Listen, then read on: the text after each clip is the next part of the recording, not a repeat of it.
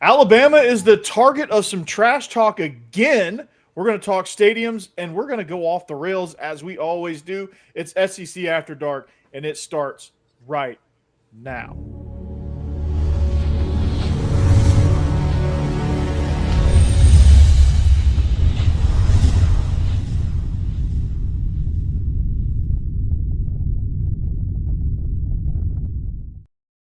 Yo, Happy Lava Falls, guys. Happy Lava Falls. Yeah. I feel like if anyone watches our show in a movie theater, that intro is elite. Yeah. You remember the THC like bass boost thing? What was it? It was like the TDX or the THX. There it goes. THX. You know where they before every movie, they would just try to blast you out of the theater with the speakers. Yeah. Rick and Bonnie's back this weekend. THC. This week. It's THC and T. What was it? THX. THX, I think. Yeah, for Soul Plane, it was both. But that was Snoop Dogg's movie. For those of you keeping score at home. Anyway, we are SEC After Dark. We are not a critically acclaimed movie, and we are not playing in movie theaters. We are playing across your computer screens nationwide, and it's not the Four Horsemen, but Mike Huseman is replacing Jeb, and it simulates the original crew. But we are all here. Stephen Willis, Jake Thomas, Mike Huseman joins me, Corey Burton, for the greatest SEC show in all of the land. But we've got a lot of fun stuff to talk about. We're going to go off the rails. The NBA draft happened. Mm-hmm. Talk a little baseball. The Braves, well, they still suck. Yeah. And can we talk about Auburn fans losing their mind over Hugh Freeze golfing all the time? We can talk about that. Mm-hmm. But, well, let's get into this. Let's get into this first thing, because is this becoming the attitude era of college football? Is this kind of like going to be like all this trash talking every year? Great throwback. Yeah. I think everybody's just talking trash to Alabama. If you don't like it, I got two words for you. Yeah. Jake, what's going on? Like, how did Alabama become all of a sudden the target of everyone's trash talk? You got picked on by Vandy. Yeah. Once that happened, it's open season. And a quarterback that's 5'2".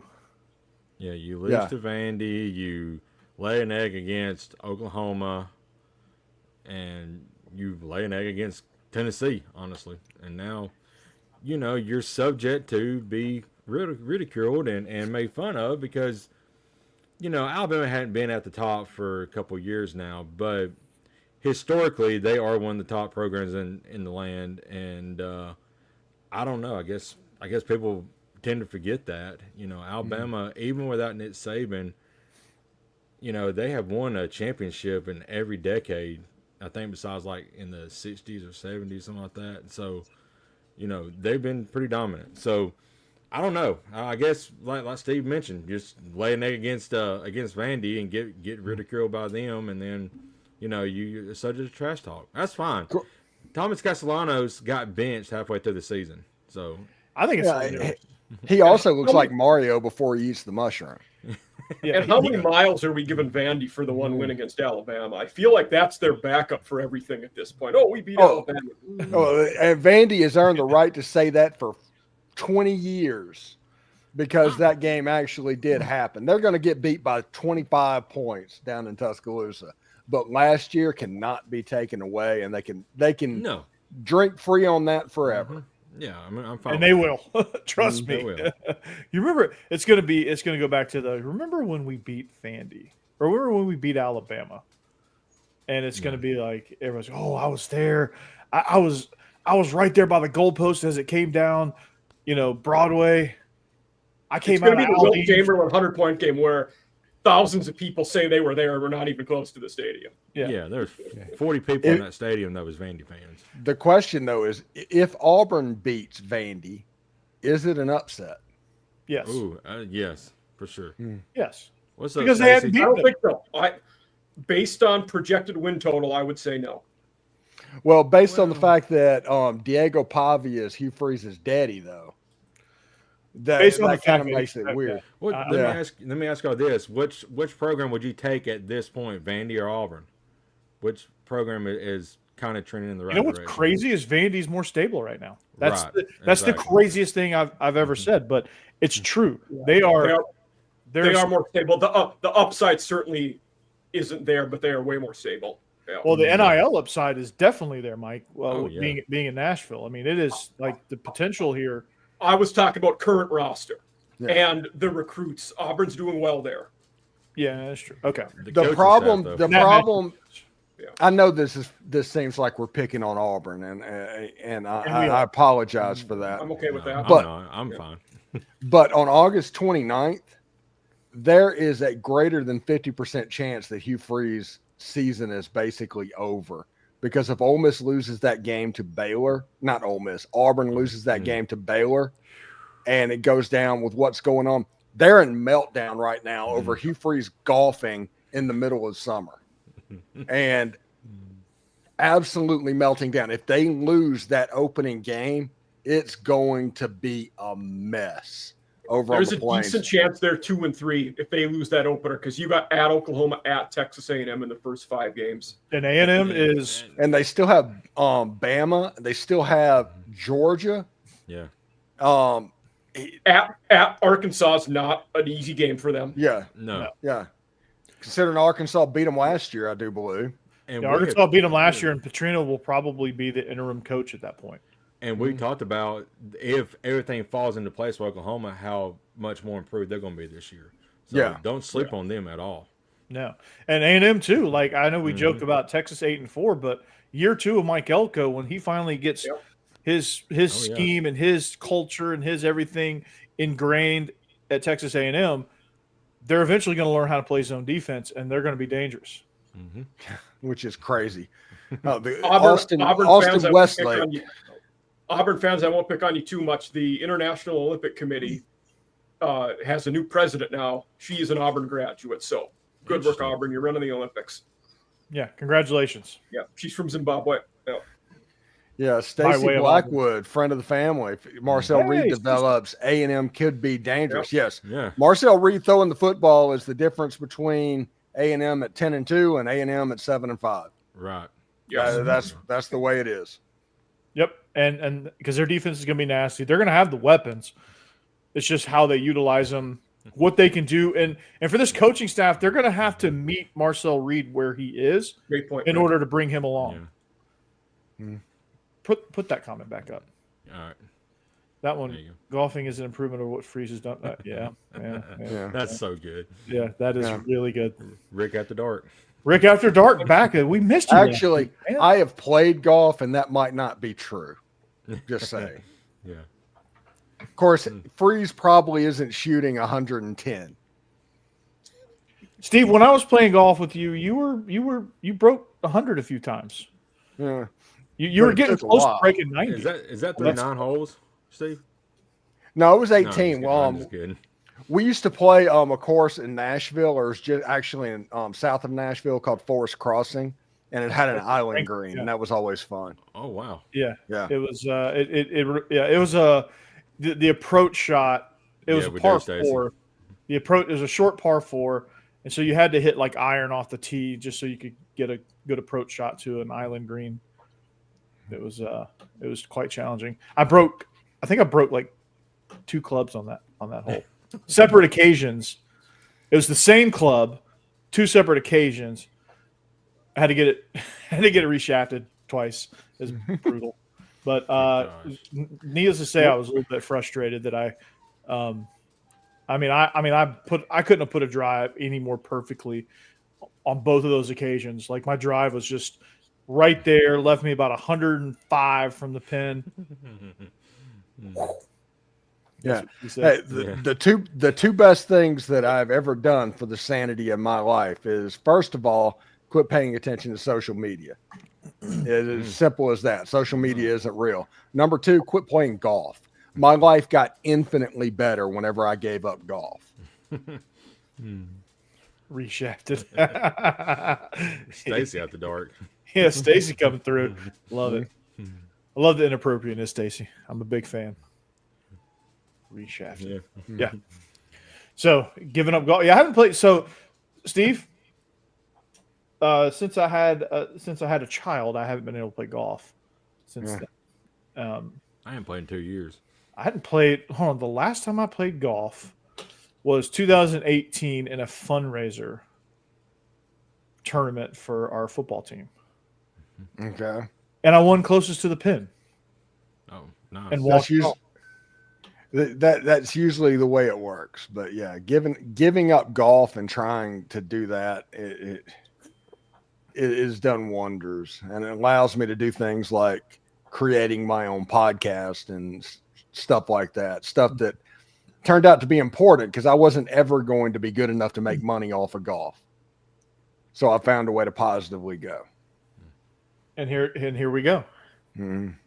Here we go. Here we are. Locked on Vandy, locked on Ole Miss because we're no longer golfers. Mm-hmm. So it's man, it's a beautiful thing. So, but yeah, trash talk from a 5'2" quarterback's never. Dun, dun, dun, dun, dun, dun, dun. Dun, dun, dun, dun, dun, dun, dun, dun, dun, dun, dun, dun. Now, my dad played at Florida State back in the 60s, so I've always kind of like rooted for Florida State growing up as a kid. But maybe the alcohol and the cart girls. Yeah. But the alcohol and the cart girls can also get you in trouble, Stacy. So be careful with that. Because sometimes you will end up like the line in Kendrick Lamar's song, A minor. Yeah, so be careful on that. Easy, Corey. Jesus Christ. God. Oh, jeez. Mike, how did After Dark all season After Dark go this week? Awesome. We had this dude Garrett on. He actually is currently in journalism school at the University of Tennessee, so he is familiar with many of our SEC ways. But we talked American Athletic Conference this week, so it was good. He was extremely knowledgeable. He went through a lot of the coaches there, and that's an interesting conference because you have several coaches who are new but very successful elsewhere. You know, Casey Keeler won 2 FCS national titles, is at Temple now. Tim Albin was at Ohio, was at Charlotte now. So, talking about the rankings and where we feel about them was good. QB wise, the conference is kind of all over the place. And then for next week, we get back to our second P4 conference, and we're talking ACC. Oh, there you go. AAC and then ACC. Yeah. So I'll actually next week, some of your people, Corey, may be interested, and then as well as the Biscuits and SEC A&M crowd, because I'm having a Syracuse guy on who was at Syracuse. So talking about Fran Brown, Elijah Robinson could be a good episode. Interesting. Yeah, that would be very, very interesting. And for the Vandy side of what I do, talking Virginia Tech, I'm very interested to kind of see your thoughts on that too, because Vandy, their first real game is against Virginia Tech. So I did talk a few days ago. I talked to a guy like face to face who was at Vatech last year, and it didn't sound like too promising for what he thinks about the team next year. Corey, So, Mike, I listened to both of y'all's. I watched the newest one, Mike and Corey. I caught your first one. I haven't watched the second one yet, but y'all do a great job.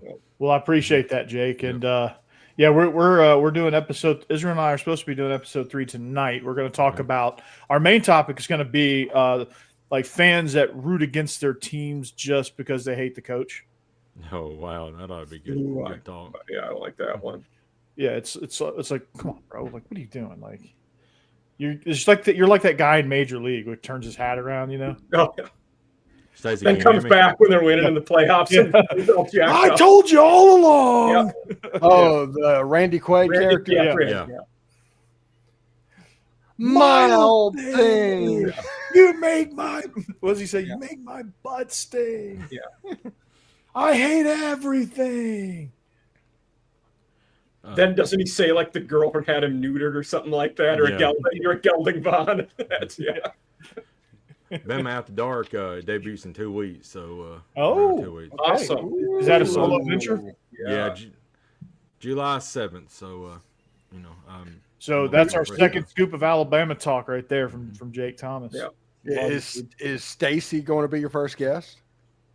I don't know. I haven't really talked to him about it yet, but you know. Well, he's in the chat. So Stacy, Yeah. what do you think, buddy? I may ask him if he wants to just join in with it too. Yeah, I come don't know on. how much time he's got. Jake, they're in the chat talking about your mom walking in and catching you choking the chicken or something. Oh, So that's what's happening in the chat at the moment. I don't do that with the door open. Flogging the dolphin, Okay.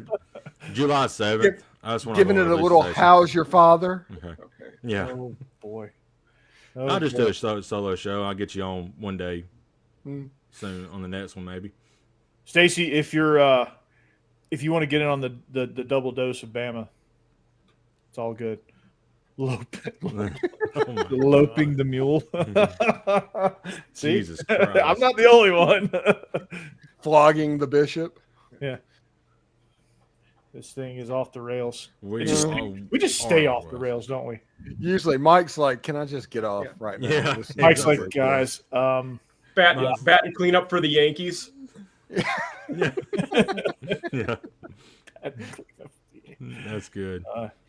he's watching like, a little Spanktravision. Skin the mats.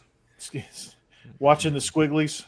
No, yeah. Also, and Dixieland Delight, Rick and Bonnie. Yes, Oh, that's a good one. Yeah. Yeah. we can thank Shannon Tweed for her service. Yeah.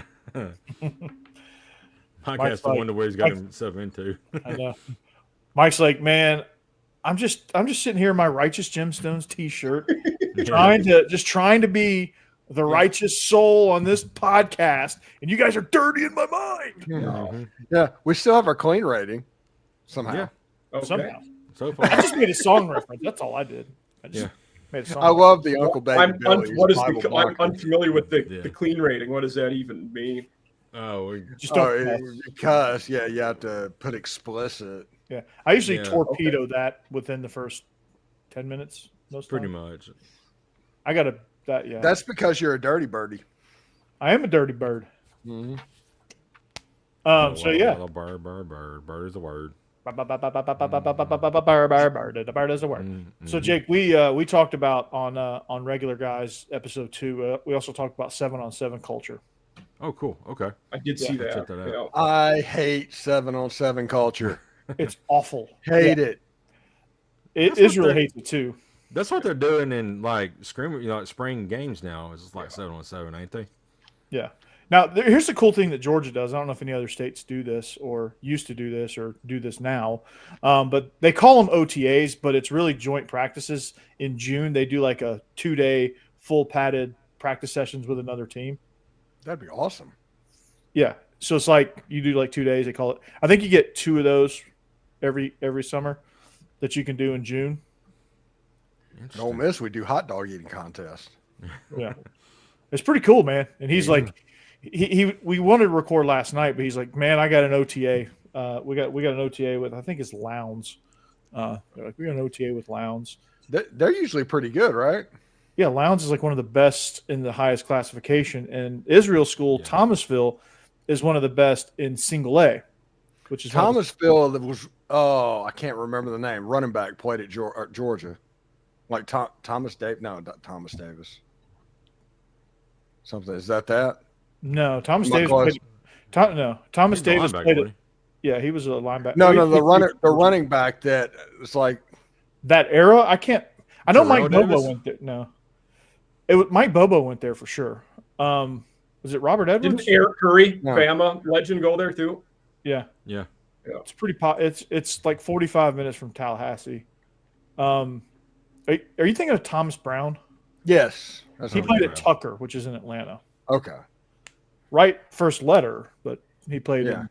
Hey, it's another school that's not Ole Miss. I deserve credit for getting Dude, like travel rules. Yeah. Yeah. you had the right idea with the first letter, and they're not. And the Thomas part. Yeah, and the Thomas. Yeah. They're not similar colors. Thomasville's the Bulldogs. They're like red and gold. Pretty sick. But Israel, this is going into his second season as offense coordinator down there. So Interesting. Okay. Does he coach receivers and quarterbacks? What else? What is he? He coaches quarterbacks. Okay. Yeah, he coaches quarterbacks. What did he play in college? Wide receiver. Wide receiver. Wide receiver. Yeah. Okay. He got That drafted makes by the Rockies too, by the way, coming out of high school. No way. Yeah. Wow. But it was one of those like rounds late enough to where he had a true decision to make to either go play football at Georgia or go to baseball. Where did They he go to didn't high take a school? flyer at? on him? He played at Tift County High School. Okay. It's in Tifton, Georgia, which is like it's right before you get to Valdosta on I-75. Gotcha. Okay. Steve, if you ever come to Nashville up I-70, you'll drive right past. You drive right through Tifton every. Yeah. I'm actually, believe it or not, familiar with that now. Yeah. Yeah. You start to get like all my drives to Naples. I start to get all the landmarks of like, okay, I know I'm getting close to Florida when I get to Tifton, and then it's Adel, and then it's Valdosta, and then it's. Hey, the I-75 Florida Welcome Center is awesome. Never been there. Well, not the thing, but they probably have 400 palm trees. There's no palm trees around in that part of Florida, but they decided as soon as you get into Florida, they are going to load up on it. Okay. They want you to feast your eyes on some palm trees. What's really cool is my most favorite landmark in all of Florida, because it saved my life, was the Walmart, the small, tiny-ass Walmart gas station in Dunedin, Florida. Interesting. What happened? Dunedin. Yeah. That's where the Blue Jays spring training. Dunedin, Florida. I don't even know what road I was on at this point. It was so late. I was trying to escape a hurricane, Jake. The one that hit in October last year, the one that was fleeing. I tried to. Yeah. What was, I forget the name of the hurricane even. There was two of them that kind of strafed up, and one kind of blew into Tampa. One hit me directly. It was that one, the one that hit you directly. Okay. The one that strafed went up and hit. It came back across at Valdosta. And hit the Big Bend and hit Tallahassee, I think. Yeah. This one blew in at Tampa and went up the state. Was it Debbie? No, it started with an M, I thought. Milton, I think. Milton. Milton. Okay. That was Yeah. it. It was supposed to hit at the Big Bend and then bend up through Alabama. Yeah. Was the original projected path, and then right before we left Naples, the projection had it ramming right into Naples. Yeah. And we were in a channel, so like that our house, the house we were at was going to get foobarred. Yeah, I didn't have power for 3 days, but that was it. Yeah. If it wasn't for Dunedin, Florida, and that random Walmart that nobody had discovered yet, I would not have made it home. So Vlad Guerrero and Bo Bichette probably did. They probably made it home. Mm-hmm. But I did too. So that was good. And then I took whatever back way I took, ended up spitting me out at Lake City, and then I got on 75 from there. It was fun and it was okay. We started talking about baseball, so I'm obligated, I believe, to mention the fact that the Detroit Tigers are still the best record. Hey, it's team. almost July, and you guys are still in first place. I like it. They are amazing. Oh, we are definitely in first place. We're in first place by nearly 10 games, but the best record in baseball, we have a better record than the Dodgers. No big deal. You know, we don't need congratulations because we don't have a $17 billion payroll. Yeah. But yeah, we're pretty good. Is that $1 per subscriber you have, Steve? Yeah, Stacy. What's that? I said, is that $1 per subscriber you have? 17. Yeah, something like that. Yeah.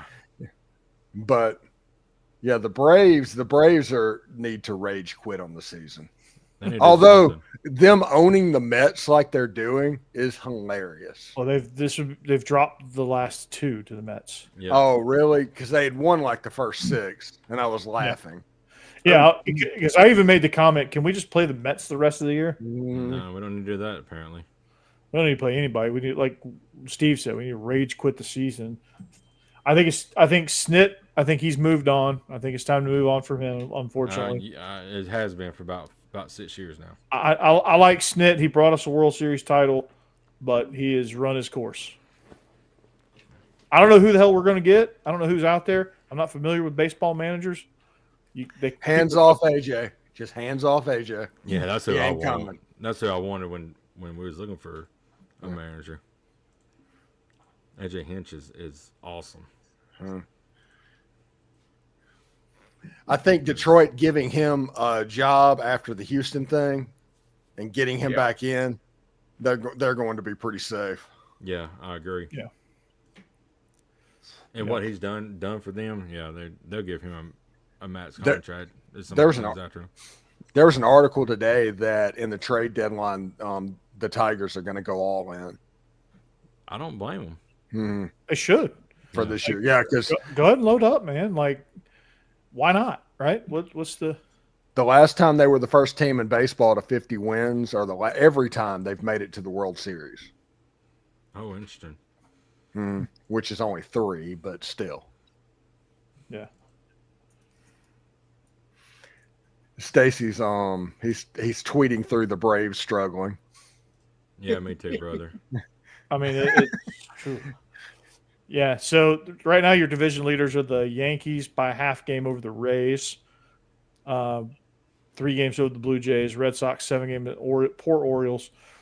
Said no one ever. The Tigers 9.5 up on the Indians, 11.5 on the Twins, 12.5 on the Royals, and the White Sox. Good God. White Sox are actually outperforming where we thought they'd be too. They're not the worst team in the league. The Rockies are.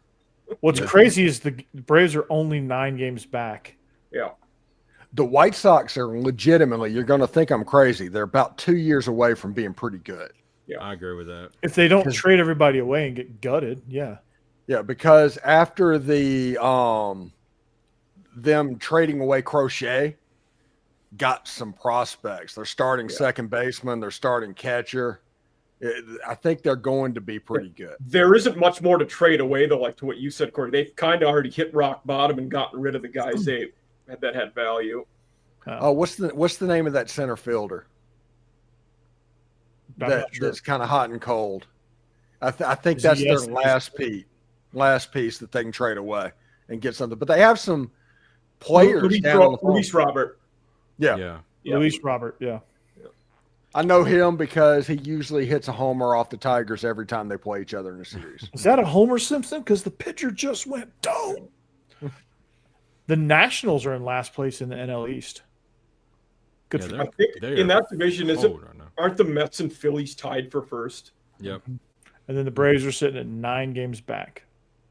The crazy thing is with the Arizona Diamondbacks set to struggle where they are, there are rumors that they're going to be sellers this year. Oh, wow. Okay. And they're above 500. They're not awful.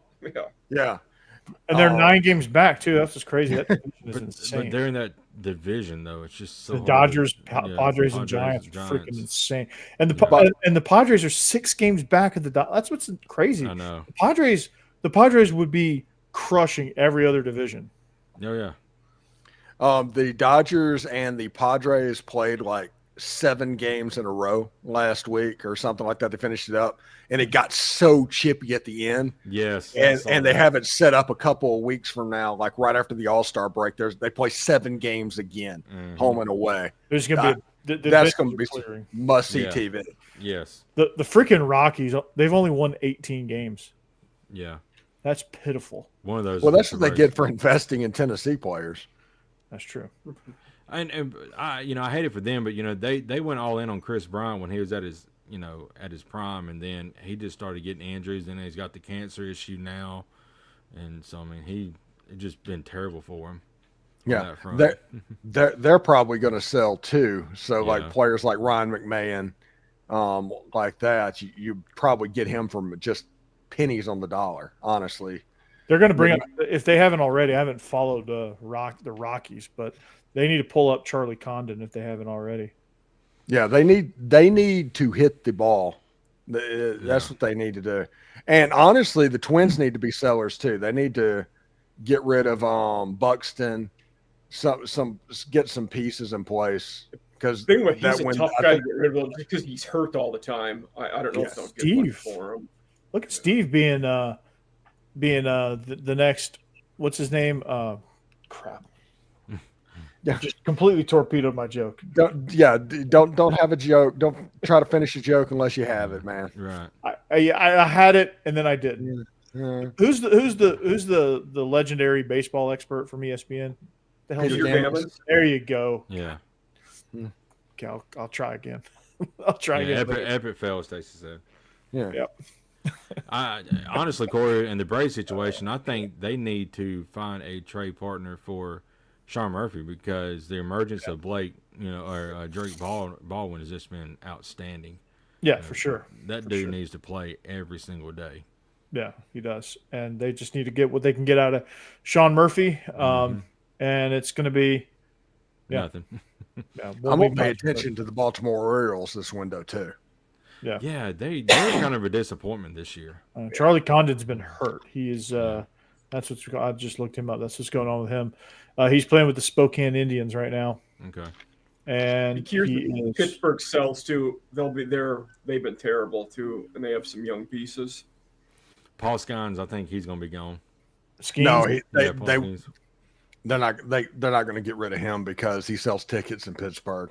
Well, yeah, but I mean, you better either sign him to a long-term contract and build around him, or trade him. Or he's going to walk in free agency in a few years. Yeah, but that's like 5 years down the road. Yeah, From what's it's a signed. while. Yeah, they can play around this, and what they're offering now, they'll offer in 3 years just the same. Yeah, that's a good Yeah. point. A lot of He's people here in West electric. Virginia are Pirates fans. Like a few of them I've talked to, they'll go to games regularly, and they want to see Skeens pitch in there. They'll just openly say, "Well, he won't be here forever, so I got to go see him when I can." Yeah. Yep. Dodger Every- calling. Every spring, He'll be on the I buy a 5-pack for the Tigers, and I get to pick the opponents. And one of those 5 every year, while Paul Skeens is in Pittsburgh, will be the Pirates. Yeah. Just on the off chance that he is throwing that day. So yeah, he's a pretty big deal. So you have a 5-pack of Detroit season tickets, or Detroit tickets? Yeah, every spring training. So it's 5 games every Spring March. training. Oh, Yeah. I was like, dude, you're really dedicated. You're gonna make the trip to Detroit to go see some Yeah. games. No, 212 I ERA, make that's incredible. I make the trip to Lakeland. Yeah. Although I saw Tarek Skubal pitch against the Tampa Bay Rays last year. That dude is amazing. Yeah. Mm-hmm. He's really good. When he is on, he is unhittable. And I honestly miss the Trop. I enjoy going to the game at the Trop. But it sounds like, by the way, since we're doing Major League After Dark, it's the end of June. It's going to be all right, everybody. Yeah.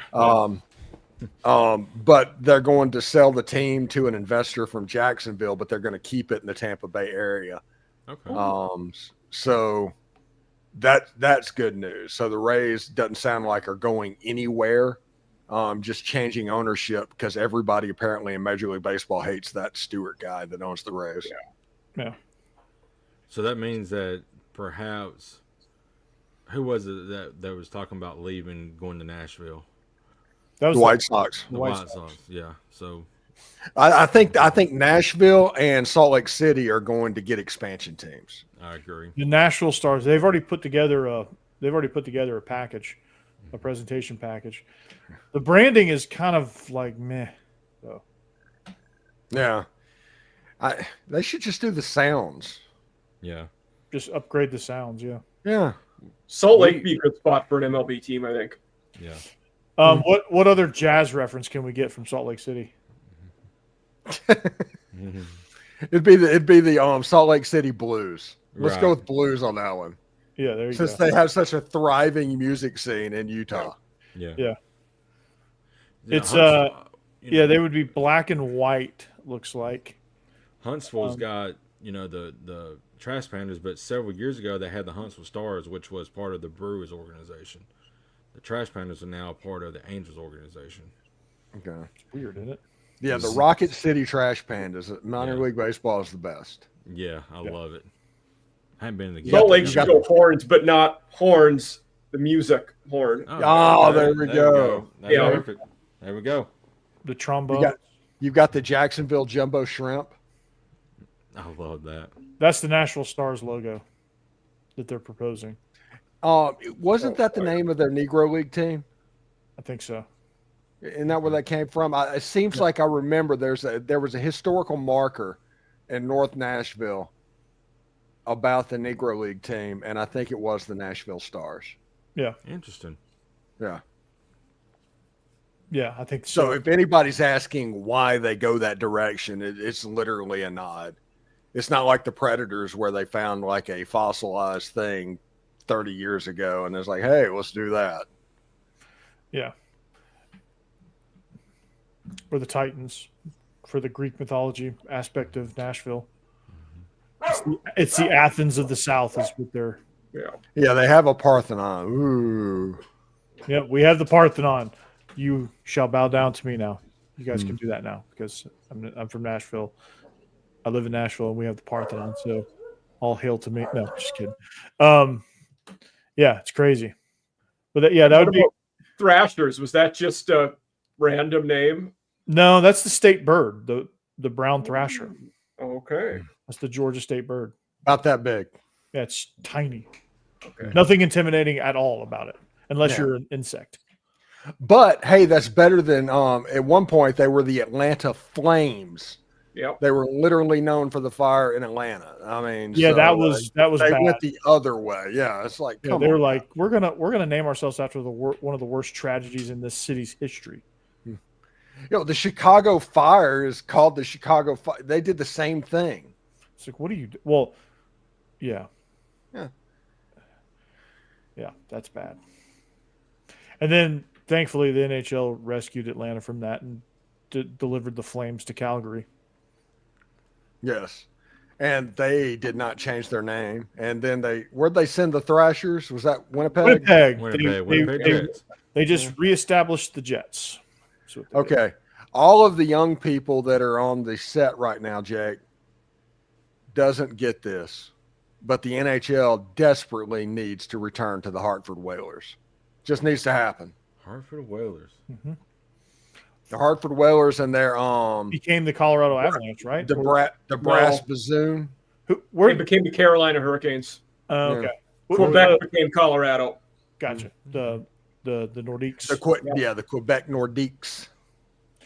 By the way, Quebec is actually the city that does really want to get a team back. I don't know if it'll happen in Canada. The market's not great there, but Quebec really wants one. Man, we're doing NHL after dark tonight. That's where Ray Bourque wanted to play because he was from Quebec City. Yeah. He wanted to play for the Nordiques, but got drafted by the Bruins. Eric Lindros did not want to play there. It was a whole scene. Yeah. Panthers won the Stanley Cup, right? Yes. Yeah. Who did not win the Stanley Cup? Who's that? A team from Canada, just like every year since like 1991. Yeah. Yeah, who was the last team from Canada to win it? Montreal, Montreal Canadians. Yeah, it was Patrick Waugh. I don't know how I know that, but I do. Oh man, Patrick. Well, did you know Patrick Waugh is the head coach of the New York Islanders? No, I did not know really? that. Yeah. You know the Islanders won 4 NHL titles in a row or something like that in the 80s? Wow. Yeah. It's crazy. It was them and the Oilers 9 years in a row. Like one of those two won the title, like 8 of 9 years. Yeah, it's crazy. Yeah. I don't know how I know this.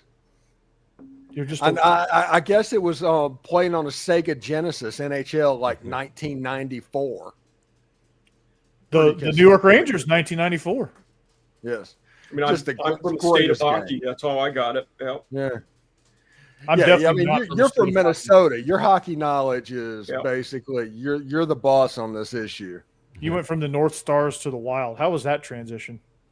So most people in Minnesota hated Norm Green for several years, the guy who was the owner of the team and took them to Dallas. You would see signs and shirts that would say Norm Green sucks. Very creative, I know, but that's what they would say.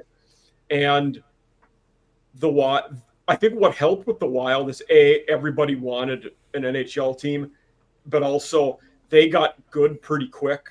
So there was a good, playoff vibe and viewership was good. They had Jacques Lemaire, the coach, that had won multiple titles with the Devils. Mm-hmm. So they had a good thing going. Yeah. You know, one thing that's interesting is there's two things. I love the Minnesota Twins name. That is perfect. Yeah. And I like the fact that the Vikings play in they call their stadium Valhalla, which is Viking heaven. And that's pretty awesome. But the Wild and the Timberwolves, no, not at all. No, Timberwolves are like I think it has to do something with like the state animal. There are actual Timberwolves in Minnesota. Okay. So it is. Sense. Yeah. Yeah. And then the Wild that one. They should have just done North Stars again. They literally should have. They didn't have the rights to it because Dallas was still the Stars. Though one of their other names I thought would have been cool that was in the running was Blizzard. Thought that would have been all right. And probably appropriate. Yeah. Exactly. Couldn't do Lakers because that was the. Yeah. Yeah, Where they already have left no the Lakers league. Yeah. Yeah, the Twins. I love everything about the Twins except for that '91 team. Yeah. Oh, Screw it's the that greatest team. World Series ever. Yeah, screw that team. Can't hurt that. I'm convinced winning that World Series is the payment for all of the sports heartache we've had since then, and have not won a title. And there's been a lot. Atlanta's due for something. It's like Joe Carter in 2021 Toronto. we won the World It's the Series. same thing. But we've won like 2 championships in our city's history. Have the Hawks ever won one, Corey? That's. I mean, So you can blame. 90 I mean, everybody loves Bobby Cox, but he was not. He was a terrible manager when it comes to the playoffs. He could not win a playoff series ever. No, yeah, he was pretty bad. And with that starting front three that they had for a decade, Front Yeah. four, Front four, yeah. you only need a front three for the playoffs. Yeah, you only need series. a front three. And to only win world championship, they should have won 5 or 6. Yeah, and they didn't. they had a legitimate chance at winning 5. They were in 5 World Series. 97, they choked away. They should have. They were awesome that year, and they choked away to the Marlins. 98, they choked away again. 99, they got shellacked by the Yankees. Swept, I think, in 4 games. Yep. They 96 choked was pretty Padres. competitive. I think that was a six game. It was a 6-game series, but they were up 2-0 coming out of New York. Right. Yeah. Like that was a surprising part about that. Like Andrew Jones hit 2 home runs in Game 1. I mean, dominated at Yankee Stadium. What year was it where they won like 12 or 13-1 in Game 1? I think that was that year, 96? Yeah. Okay. Yeah, they ran into a Yankees dynasty. I mean, that sucks, but at least you can excuse that. You had them on the ropes, though, Steve. It's the first part of that run that they just couldn't capitalize on that was such egregious. I mean, the series against the Twins, I know you beat the Indians, but the early part of what would become that run is more egregious than losing to the dynasty Yankees, in my opinion. And You had them. The Twins did win 2 and 4 back then. So 87 and 91, the Twins won 2 of them. The Twins were a good team. Yeah. That series played out like it should have. The Braves, unfortunately, were on the wrong end of that. Yeah. You go 7 games with Game 7 being one of the most epic World Series games ever. Yeah. That's how it should have played out. But the Twins made the Braves. Home team won all 7 games. Yeah, home team won all 7 games. Yeah, and the Braves had some awful base running blunders to lose that game. Lonnie Smith getting picked off at second base. Sounds like this year's team. Yeah, and then 92, that was egregious. You should have never lost to the Blue Jays. 93, you choke it away in the NLCS against the Phillies.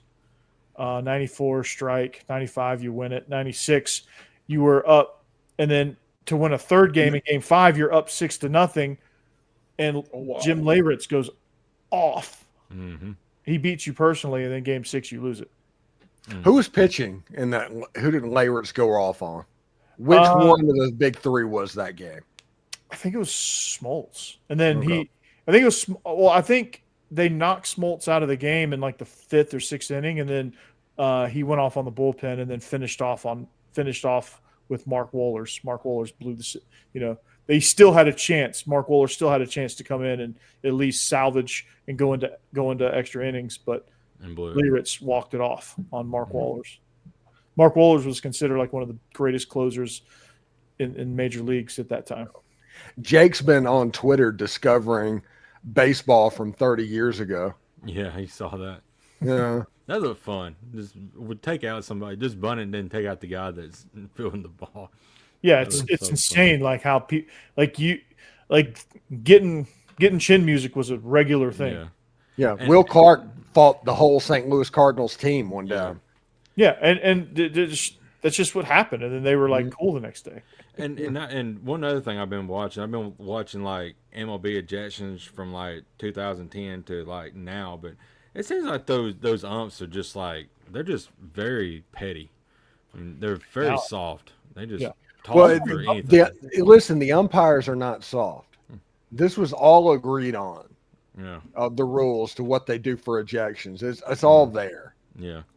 And they probably just let managers get away with too much, 20 plus years ago. I think 20 plus years ago, umpires did actually have thicker skin, so like it took them longer to be like they were just like, all right, shut up. But then managers, it was funny. Like managers, they would tell stories, like, yeah, just I had something I had to go to that night, so I just said, hey, I'm going to go get ejected now. It's several years ago, but the egregious call. Terry Collins, the Mets said, when Chase Utley slid and broke Ruben, I think it was Tejada's leg. Terry Collins and that whole beef. He actually has a podcast, and I actually watched that. He actually had the umpire that ejected him that went off and said, our jackpot or where our asses were in the jackpot. Yeah. And they actually talked about that for like 45 minutes. It was an actually cool interview. It was pretty cool. They were I think they were actually friends. Yeah, I think they are. Yeah, Listen, the way it was back in the day, Jake, is it was like NSA. Umpires had buzzwords. If you said the buzzwords, you got run. If you didn't, you could do whatever. Right.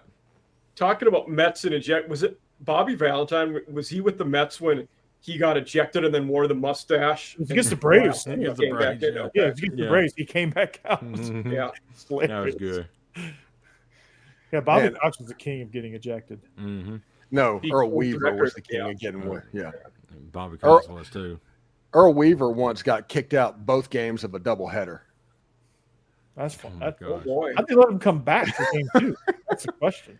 You got to automatically come back for the next game. He, on the inside of his baseball jersey, he had him sew in a pocket so he could put his cigarettes.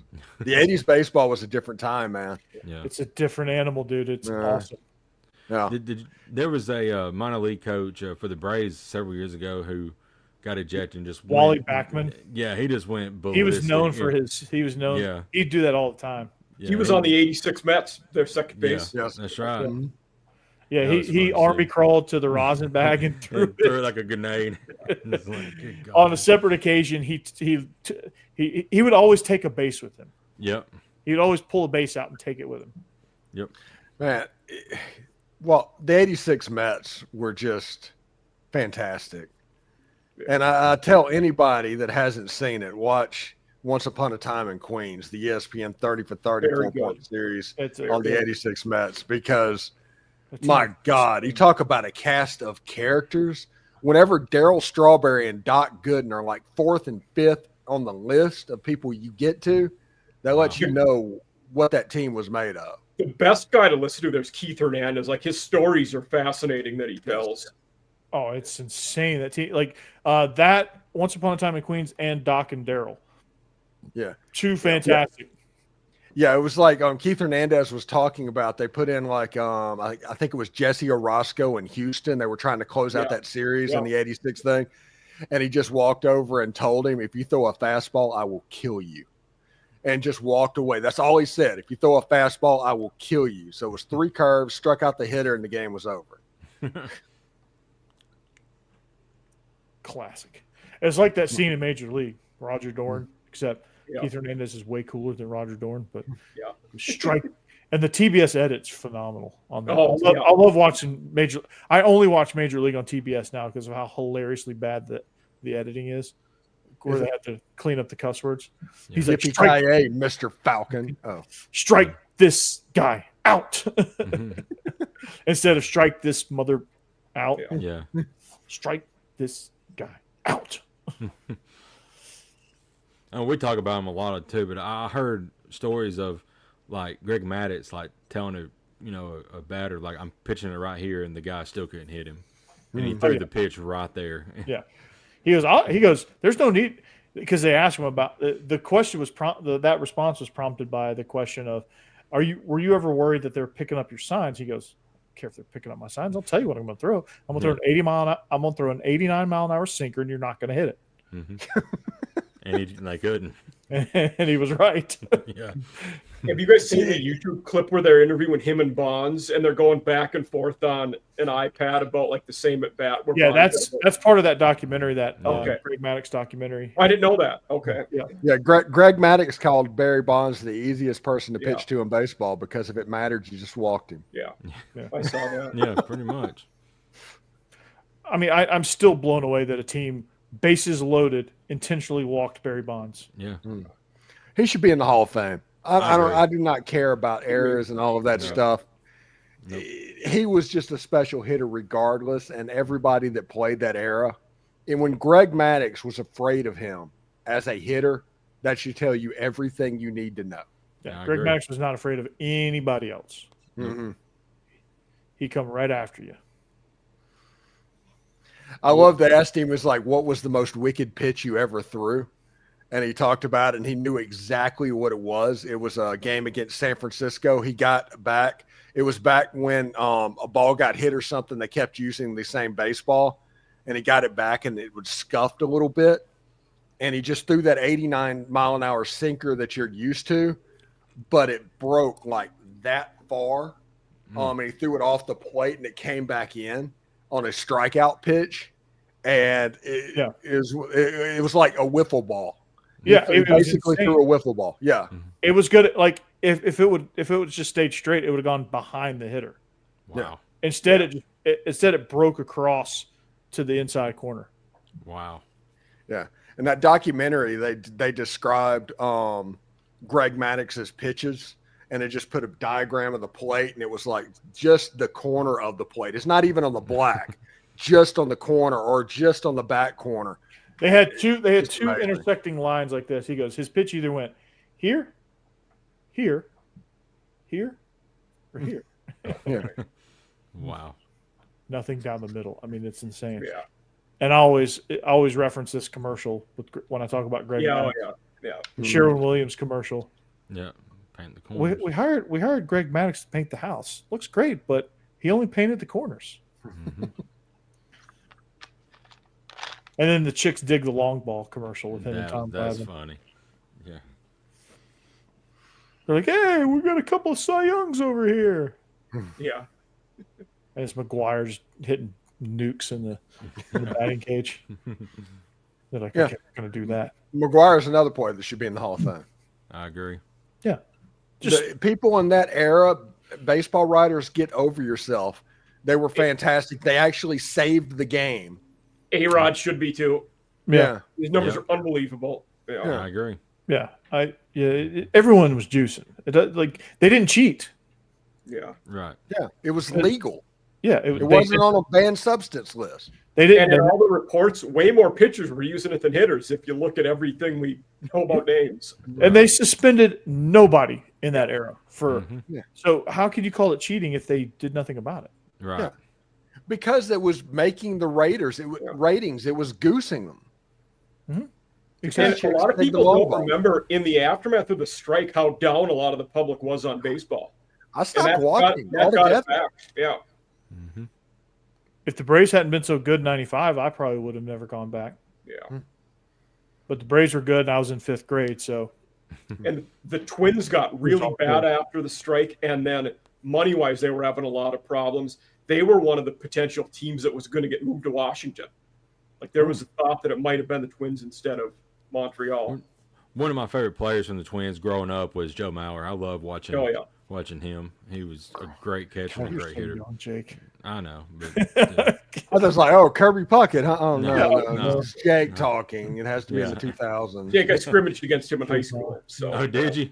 yeah, Oh, wow. in football, I was a Football, sophomore. He yeah. was a senior. Yeah. Okay. He Yeah, could throw some darts. That is for sure.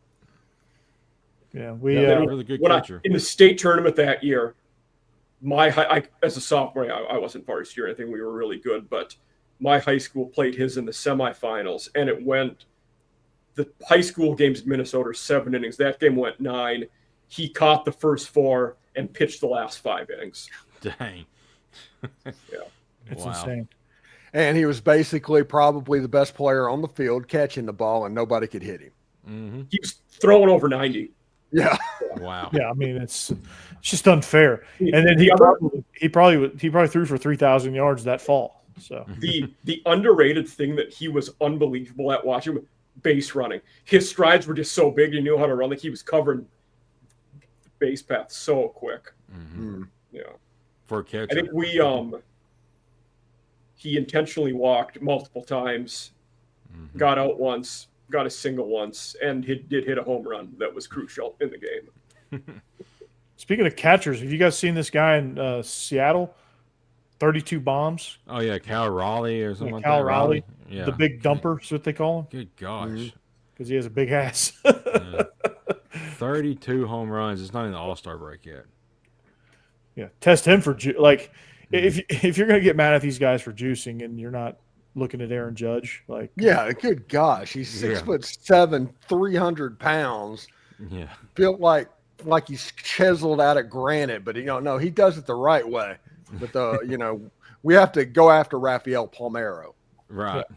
Steve, I thought you were gonna go Barry Every on me there. Built like a Greek god. So it was. Cal Raleigh, just Florida State Seminole, tying in with our earlier episode topic. Yeah, there you go. Okay. Is he talking? Joe Yeah. Mauer. Florida State. Yep. Full circle. Oh, soccer. Yeah. Yep. So is Joe Mauer and Cal Raleigh talking crap, talking shit about Nick Saban in Alabama? They might have been. Yeah. Who knows? Cal Raleigh's like, yeah, Nick Saban's not going to save you. If Cal Raleigh is laying on his side and Thomas Castellanos is standing beside him, which is taller? Yes. Cal Raleigh's ass, probably.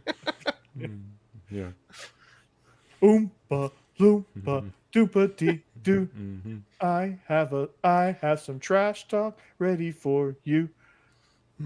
Yeah, He it's makes me look crazy. tall. His biggest This win a is year why I ago was read- against a 2-10 Florida State team that he was playing with now. Right. Yeah. Raleigh's dad used to be the head coach at Tennessee in baseball. I did not know that. Todd Raleigh. Okay. Yeah. Okay. Well, going back to Castellanos, he also said, yeah, I straight did that all by myself. He's the grand dumper. Yeah. Grand dumper. And yeah. Yeah. Nah. We got 2 months, and then all trash talk's gonna be on the field. We'll see who wins. Jake's like that rock meme. Man, watching Baylor do what they're going to do to Auburn. Oh, I know.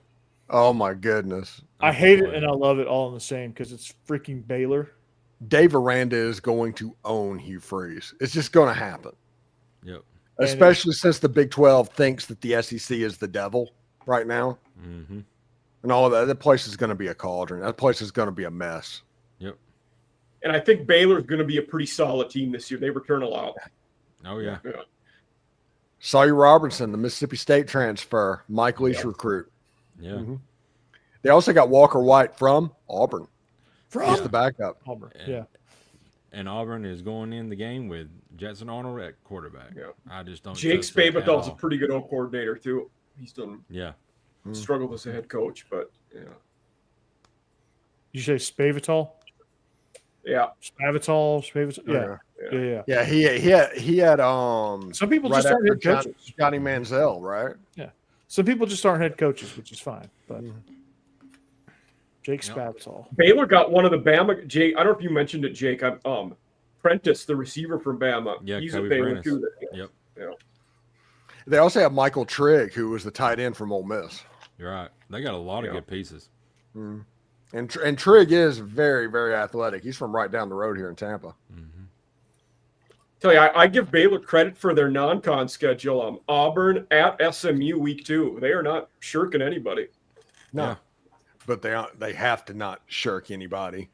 Yeah. Because their conference games against Houston and TCU is not going to pay the bills. Right. No. Those Southwest Conference games. 2 minutes, Corey. 2 minutes. That hour went by fast. Yeah. Yeah. It in the words of the great Yogi Berra, it got late early. Yeah. So, they say the game is 90% fit, 90% mental, and the other half is physical. Mhm. So, Yogiism. So, we are SEC After Dark. Thanks for listening, wherever you and however you joined us. Thank you for being here, and make sure you tell a friend and come back next time. I'm joined with Stephen Willis, Locked On Ole Miss, the greatest Ole Miss podcast to ever grace the airways. He's got a new studio, Willis Studios, and he's got every The LED. palatial Central Florida studios. That's right. And I think he's missing a couple of LED streamers there. I think he needs a few more. So I've got them everywhere. There's enough LEDs. I think you just need to make your entire set just one. They stream in all different directions too to just really throw people off. Your power bill's got to be $1,000 a month. All that stuff's strolling. Because he does like 25 shows a day, so Right, yeah. that stuff's on for 12 straight hours. Yeah.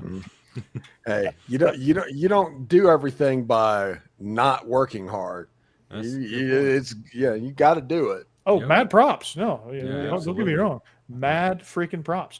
Mike Huseman, off-season After Dark, just completed episode 4. If you haven't checked him out at this point, do yourself a favor and go check him out. He's show. crushing it. It's a great show, phenomenal show. And if he keeps wearing shirts like that, he's going to surpass Stephen Willis's audience really quick. Yes. Yeah. Let's So- go Bible bonkers. Yeah. Yep. Great show. So, Jake Thomas, your double scoop of Alabama sports talk. Bama After Dark premieres later on this summer, and I'm excited about that. And as of right now, he's just a single scoop, soon to be a double scoop, but Maybe. or it might be 2 double scoops. I don't know. Right. Who knows? Who knows what it's going to look like? But it's going to be awesome, especially if you're into listening to Alabama sports coverage. And of course, you can find me at Locked On Vandy, at the Regular Guys podcast, which we're about to go episode 3. It's just 2 regular guys talking sports and life. Million Israel Troop. So be sure to check that out. And of course, Hammer and Boss Man are not here, but Biscuits and SEC are trucking along. They're rolling along. Whoop! They're crushing it. Ole Miss After Dark also absolutely killing it. So we got a really good lineup of shows here on the After Dark Network, and we're only going to get bigger. So if you want to be a part of it, be a part of it, and be a super fan. So with that being said, for Steve, Mike, and Jake, I'm Corey. So long. See you later. We'll see you in the promised land. Goodbye. Go Dogs. Anchor down. Hotty toddy. Roll Tide. Chop. Chop that wood.